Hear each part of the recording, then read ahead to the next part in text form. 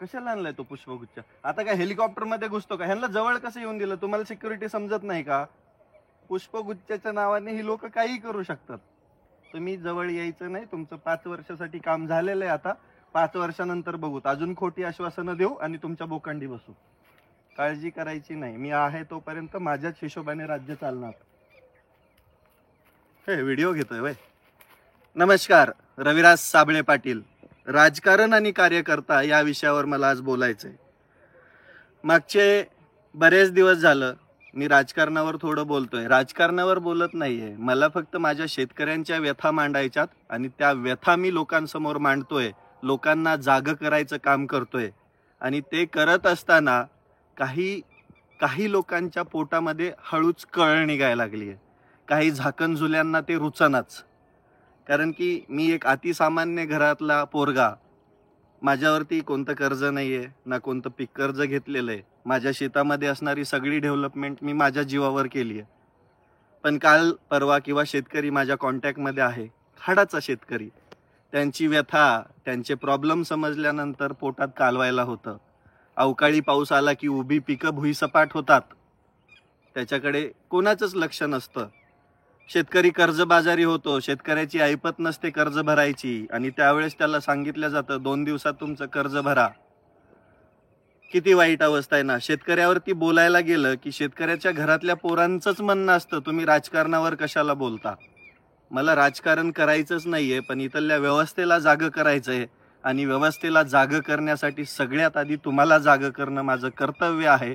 त्याच्याशिवाय या व्यवस्थेला जाग येणार नाहीये. आणि म्हणून बोलतो मी या राजकारणावरती. तुम्ही भारताच्या सर्वोच्च राजकारणापासून ते गावगाड्यातल्या राजकारणापर्यंत बघा. इथं सामान्य लोकांचं कोणालाच काही पडलेलं नाहीये. काल परवाचं सर्वोच्च न्यायालयाचं स्टेटमेंट आहे. महाराष्ट्र सरकारला झापलं त्यांनी. काय झापलं? महाराष्ट्र सरकार हे नपुंसक आहे. जातीय तेढी निर्माण करत असताना त्या संघटनांची जबाबदारी तुमची आहे. जातीय तेढ, धर्माच्या नावाखाली जे तुम्ही राजकारण करताय ते सगळ्यात आधी बंद करा आणि राजकारण हे विकासावरती होऊ द्या. कोणतंही सरकार आलं की सगळ्यात आधी सगळ्यात समोर गोष्टी आणल्या जातात. धर्म, जाती सगळ्यांमध्ये वाद लावले जातात आणि राजकारणी मस्त मुंबईमध्ये मंत्रालयामध्ये विधानसभेमध्ये बसून आपल्यावरच हसत असतात. आपल्या विकासाबद्दल कोणीच बोलत नाही. कोणाच्याच विकासाबद्दल. महागाई आ वासून उभी आहे. आपला तरुण बेरोजगार फिरतोय आणि त्या तरुणांनाच या नेत्यांनी स्वतःचा कार्यकर्ता बनवलंय आणि स्वतःला बाप म्हणायला लावलंय. आणि मी मागणाल तसंच वागायचं. तो दुसरा कोणताच विचार करायचा नाही. तुझी नोकरी गेली खड्ड्यामध्ये, तू गेला खड्ड्यामध्ये, तुझी फॅमिली गेली खड्ड्यामध्ये, तरी पण तू माझा कार्यकर्ता राहायचं आणि माझ्याच सतरंजा उचलायच्या. पुढचं राजकारण माझा पोरगा करेल, तू नाही करायचं. तू राजकीय वारसदार माझा होऊ शकत नाही. आणि या घराणेशाहीच्या राजकारणामुळेच आजचा भारत मागे आहे. विचार करा. मला काल एक जण म्हणत होता, तुम्ही राजकारणावर कशाला बोलताय? तुम्ही तुमचं काम करा ना. का राजकारण या नेत्यांच्या बापाच्या घरचं आहे का? राजकारणामध्ये नेत्याच्या पोरानेच राजकारण करायचं का?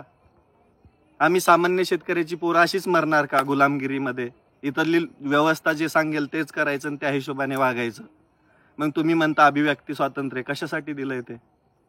बोलायचंच नाही का आम्ही फक्त मूग गिळायचे आणि गप बसायचं. आम्ही शंड थोडी आहेत. आम्हाला रुमणं पण हातात घेता येतं. या जमिनीमध्ये जसा नांगर चालवता येतो तसा या सरकारच्या छाताडावर बसून पण नांगर चालवता येईल. फक्त एकच गोष्ट करावी लागेल, शेतकऱ्याला स्वावलंबी बनावं लागेल आणि शेतकऱ्याला आवाज उठवायचं शिकवावं लागेल. ते म्हणतात ना, बोलतो त्याचं काहीही विकल्या जातं.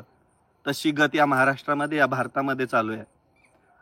राजकारणावर बोलायला गेलं की सामान्य घरातल्या कोणीच बोलायचं नाही का? राजकारण फक्त मोठ्या मोठ्या घरचंच काम आहे का? अहो, राजकारण तुम्ही आम्ही केलंच पाहिजे. त्याचं कारण म्हणजे तुम्ही आम्ही सुखी व्हायचं कारण असेल ते फक्त सामान्य घरातली लेकरच असणार आहेत.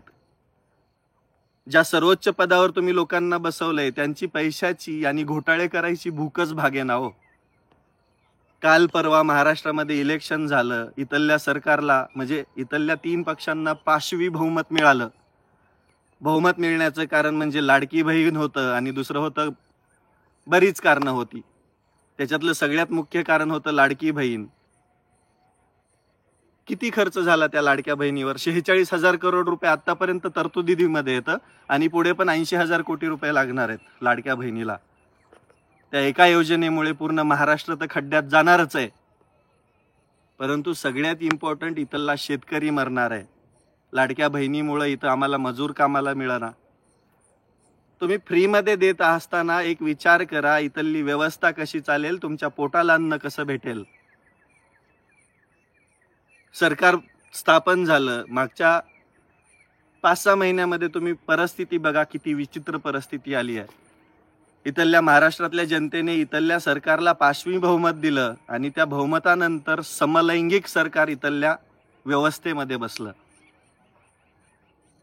आणि त्याला काहीच त्यांच्याकडे काहीच नैतिकता उरली नाही. इथल्या जनतेच्या प्रश्नावर बोलायच्या ऐवजी यांच्यातलेच लोक धार्मिक तेढ निर्माण करणार, समाजामध्ये भांडणं लावणार, जातीमध्ये भांडणं लावणार आणि स्वतःची पोळी भाजून घेणार आणि त्याच्यामध्येच आपला समाज गुरफटलेला आहे. आपल्या समाजाला पण विकासाचं काहीच पडलं नाही. माझं बोलण्याचं कारण एकच आहे, मला या राजकारणामध्ये काही इंटरेस्ट नाही आहे, पण मला एकच कळतं, जसा मी समृद्ध झालो शेतीमधून, त्याचं कारण होतं की माझ्यामध्ये हिंमत होती, माझ्यामध्ये ताकद होती आणि माझ्याकडे प्रत्येक परिस्थितीला लढण्याचं बळ होतं, म्हणून मी हे उभा करू शकलो. पण इथला प्रत्येक शेतकरी ते उभा करू शकत नाही ना. कसा करणार आहे सांगा ना. सोयाबीनला जर तुम्ही हमी भावापेक्षा 1,500, 2,000 हजार रुपयाने कमी खरेदी करत असाल तर शेतकरी कसा टिकणार आहे, कसा जगणार आहे. अजून एक जण म्हणत होता, कोणतं सरकार चांगलं आहे? मग सरकार तेच चांगलं आहे जे इथल्या लोकांच्या हिताचे निर्णय घेईल, इथल्या शेतकऱ्याच्या हिताचे निर्णय घेतील, इथल्या सामान्य लोकांच्या पाठीमागे उभा राहील आणि हे राज्य सुराज्य म्हणून चालवेल. तेव्हा ते सरकार इथल्या लोकांच्या हिताचे आहे. कोणताही पक्ष येऊ द्या, सत्तेमध्ये आला की तो भांडगुळासारखा वागायला चालू करतो. दोन्ही बाजूने, दोन्हीकडूनही बोलायचं. मी बोलायला लागल्यानंतर बऱ्याच जणांच्या बुडाला आग लागली. काही झाकणझुल्यांना तर रुचलंच नाही.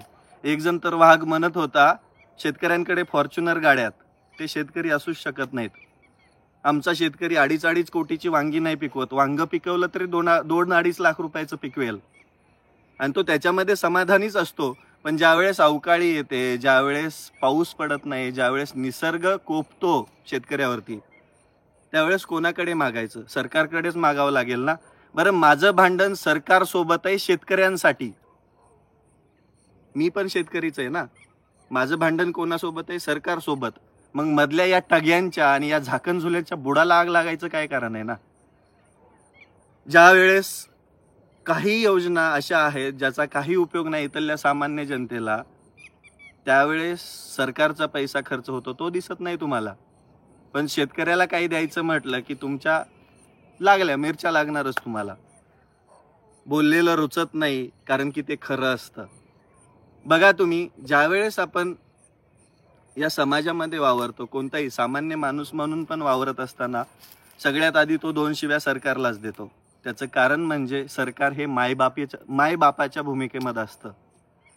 काहीही झालं तरी दाद ही सरकारकडेच मागितल्या जाते आणि सरकारचं काम पण तेच आहे. नाहीतर मग हुकुमशाही चालवलीच असती ना. लोकशाही कशाला असती? लोकांचं राज्य आहे आणि इथं अधिकार आहे लोकांना प्रश्न विचारायचा, मागण्या मागायचा, आंदोलनं करायचा. आणि शेतकऱ्यांनो, तुम्ही या राजकारणामध्ये गुरफटत असताना ह्या राजकारण्यांचे खेळ बघा. सगळ्यात सुरुवातीला तिन्ही पक्षांच्या लोकांनी सांगितलं, जसं जे आता सत्तेमध्ये उभा आहेत, बसलेत, की आम्ही कर्जमाफी देणार. तुम्ही त्या आश्वासनाला भुलून मतदान केलं. जे योग्यतेची लोक आहेत त्यांना पण निवडून दिलं नाही. जी लोक योग्यतेची नाहीत त्यांना तुम्ही निवडून दिलं. ते सत्तेवरती बसले आणि त्याच्यानंतर काय म्हटले? आम्ही म्हटलं होतं कर्जमाफी आम्ही देऊ, पण कधी ते तुम्हाला माहित नाही. आम्ही आमच्या हिशोबाने देऊ. कधी देणार? मग जेव्हा परत एकदा इलेक्शन येईल तेव्हा तुम्हाला गाजर चारल्या जाणार आणि तुम्ही पण ते गोड म्हणून खाणार. कारण की तुमचं रक्त हे थंड पडलंय. तुम्ही शंड झालात. तुमच्या हातात रुमणं, कसं अवतावरती रुमणं लागतं ते औत दाबण्यासाठी, ते रुमणंच तुमच्या हातात राहिलं नाही. तुम्हाला जागं व्हावं लागेल, नाही तर तुमची वाईट अवस्था होणार आहे, खूप वाईट अवस्था होणार आहे. शेतकरी टिकणार नाही तर हा देश कसा टिकेल? कारण या भारताला नावाचं कृषीप्रधान म्हणलं जातं, पण इथला शेतकरी टिकणार नाही आणि असाच मरत राहणार आहे, कारण की शेतकऱ्यालाही समजना आपण काय करतोय ते. सरकार आये दिन रोज रोज रोज बड्या बड्या बाता मानतं आणि शेवटी काय म्हणतं, जेव्हा द्यायची वेळ येते त्यावेळेस सगळ्याचं सोंग करता येतं पण पैशाचं करता येत नाही. आमच्या महाराष्ट्राचे आदरणीय कृषी मंत्री साहेब आहेत, त्यांना कर्जमाफीवरती प्रश्न विचारला तर ते डायरेक्ट म्हणतात हे माझ्या हातात नाहीये. झाकण झुल्यांनो, कशाला कृषी मंत्री केलं यांना? तुम्ही आमदार खासदारांना जसं निवडून देता तसं प्रश्न विचारायचा, पण काय म्हणतात ना, स्वतःमध्ये ती ताकद ठेवा, कारण की हे जनतेचे सेवक आहेत, जनतेचे नोकर आहेत. पण ते साहेब झालेत आणि शेतकरी झालाय गुलाम. इथला सामान्य माणूस झालाय गुलाम. साहेब म्हणेल तसं ऐकायचं आणि याला कारणीभूत पण तुम्ही आम्ही आहात, कारण की त्यांच्या मागे वावरणारे कार्यकर्ते पण आपल्या सामान्य घरामधूनच जातात, शेतकऱ्याच्या कुटुंबामधूनच जातात आणि त्यांच्या सतरंजा उचलतात. कार्यकर्त्यांनो, माझं तुम्हाला एक आवाहन आहे, तुम्ही या नेत्यांचे कार्यकर्ते बनण्यापेक्षा, यांच्याकडून रोज अपमान सहन करून घेण्यापेक्षा शेतकरी बापासाठी लढा. शेतकरी बापासाठी एक लढा उभा करा.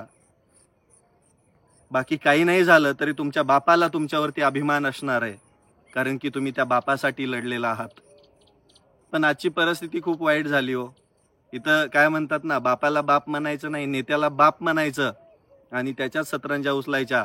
तो तुम्हाला गुलामासारखं वागवणार आणि तरी तुम्ही म्हणणार आमचे साहेब लय भारी. तो ही अवस्था आहे तुमची. तुम्ही सुधरा जरा. उच्च शिक्षण घेतल्यानंतर तुम्ही त्यांच्या मागे हिंडता. तुम्ही स्वतः का बनत नाहीत नेता? तुम्ही स्वतः का बनत नाहीत आमदार? तुम्ही स्वतः का बनत नाहीत खासदार? तुम्हाला बनावं लागेल, कारण की आता इथल्या भारत देशाचं आतापर्यंतचं जर रेकॉर्ड बघितलं तर नेते लोक कधीच शिक्षित नाही आहेत.